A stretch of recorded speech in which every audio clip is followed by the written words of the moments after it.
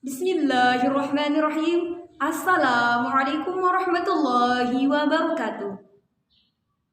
Alhamdulillah.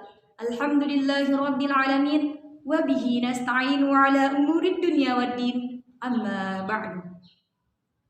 Perkenalkan, nama saya Yuni Ardianti Astuti, mahasiswa semester 1 Fakultas Dakwah, Prodi Manajemen Dakwah, Institut Perguruan Tinggi Ilmu Al-Quran Jakarta.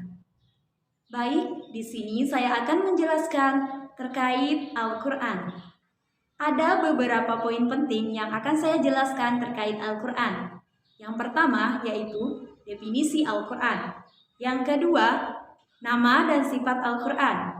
Yang ketiga, perbedaan Al-Quran dengan hadis qudsi. Dan yang terakhir adalah perbedaan Al-Quran dengan hadis nabawi.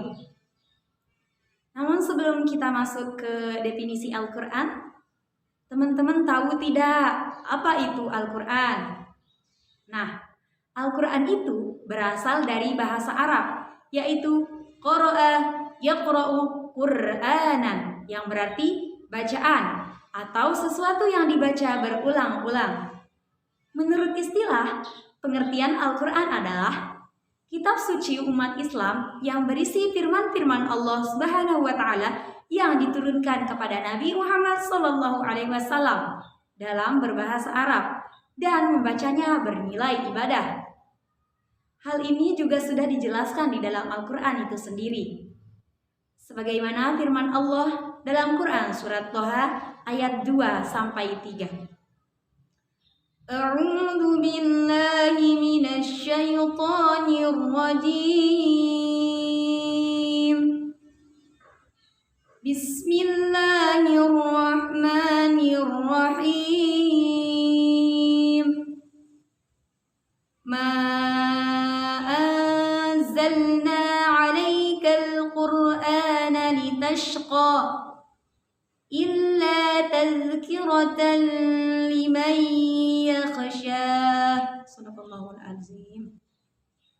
Artinya, kami tidak akan menurunkan Al-Quran kepadamu Muhammad agar engkau merasa susah, tetapi sebagai peringatan bagi orang-orang yang merasa takut kepada Allah Subhanahu wa ta'ala.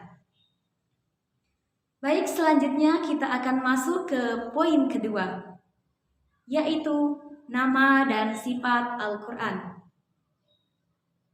Di antara nama-nama Al-Quran, yang pertama adalah Al-Quran, yang kedua adalah Alkitab, yang ketiga adalah Al-Furqan atau pembeda, yang keempat adalah Al-Zikir atau pengingat, yang kelima adalah Nur atau cahaya, yang keenam Mau'izah atau nasihat, yang ketujuh adalah Asy-Syifa atau menjadi obat, yang kedelapan adalah Al-Huda, petunjuk, 9 adalah Rahmah atau rahmat, 10 adalah yang menjelaskan atau mubin, 11 adalah Al-Mubarak yang diberkati, 12 adalah Busyra, berita gembira, 13 Aziz yang mulia, 14 Majid yang dihormati, dan yang terakhir adalah Nazir atau pemberi peringatan. Poin selanjutnya yaitu perbedaan Al-Quran dengan hadis qudsi. Apa sih yang dimaksud dengan hadis qudsi itu? Hadis qudsi menurut bahasa adalah kata yang dinisbahkan kepada kata Quds, yaitu kesucian.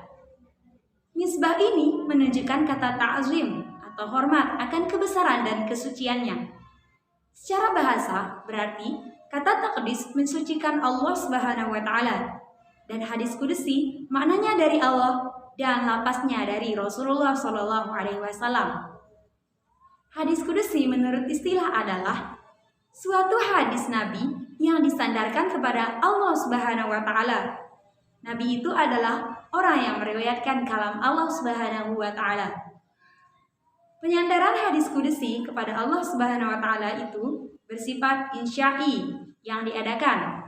Terkadang juga diriwayatkan dengan disandarkan kepada Rasulullah Shallallahu Alaihi Wasallam. Karena Nabi yang mengabarkan hadis itu dari Allah Subhanahu wa Ta'ala. Di antara perbedaan Al-Quran dengan hadis kudusi, yang pertama adalah Al-Quran adalah kalam Allah Subhanahu wa Ta'ala yang diwahyukan kepada Rasulullah Shallallahu Alaihi Wasallam dengan lafaznya, yang dengannya orang Arab ditentang. Namun, mereka orang Arab tidak mampu membuat seperti Al-Quran atau 10 surat yang serupa itu, atau bahkan 1 surat sekalipun. Tantangan itu tetap berlaku karena Al-Quran adalah mukjizat yang abadi, dan Al-Quran hanya dinisbahkan kepada Allah Subhanahu wa Ta'ala dengan kata Allah Subhanahu wa Ta'ala berfirman. Yang kedua yaitu Al-Quranul Karim hanya dinisbahkan kepada Allah Subhanahu wa Ta'ala, sehingga dikatakan Allah Subhanahu wa Ta'ala telah berfirman. Sedangkan hadis kudusi seperti yang sudah saya jelaskan tadi, terkadang diriwayatkan dengan disandarkan kepada Allah dan terkadang pula dinisbahkan kepada Rasulullah Shallallahu Alaihi Wasallam. Yang ketiga yaitu seluruh isi Al-Quran dinukilkan secara mutawatir atau bersambung, sehingga kepastiannya sudah mutlak. Sedangkan hadis-hadis kudusi kebanyakan adalah khobar ahad, sehingga kepastiannya masih diragukan atau menjadi dugaan. Ada kalanya hadis kudusi itu sahih, terkadang hasan atau baik, dan terkadang pula doib atau lemah.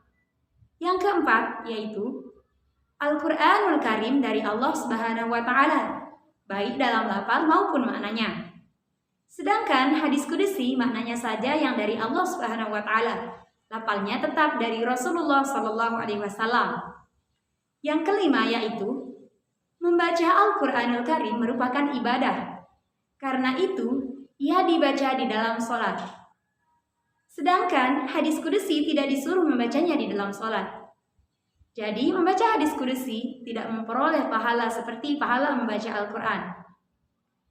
Namun Allah Subhanahu wa Ta'ala memberikan pahala membaca hadis kudusi secara umum saja.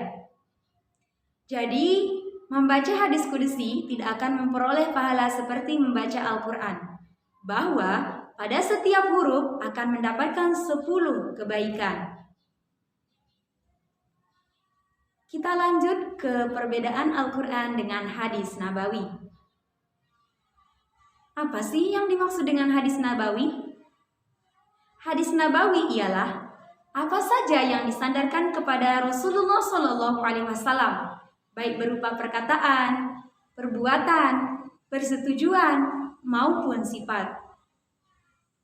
Hadis nabawi dibagi menjadi 2. Yang pertama, tauqifi, yaitu kandungannya diterima oleh Rasulullah Shallallahu Alaihi Wasallam dari wahyu. Lalu ia dijelaskan kepada manusia dengan kata-kata darinya. Meskipun kandungannya dinisbahkan kepada Allah Subhanahu wa Ta'ala, tetapi dari sisi perkataan layak dinisbahkan kepada Rasulullah Shallallahu Alaihi Wasallam. Yang kedua yaitu tauqifi, yakni yang disimpulkan oleh Rasulullah Shallallahu Alaihi Wasallam menurut pemahamannya terhadap Al-Quran. Karena fungsi Rasul menjelaskan atau menerangkan Al-Quran, atau bahkan mengambil istinbat atau perenungan dari ijtihad. Ya, itu saja poin penting terkait Al-Quran.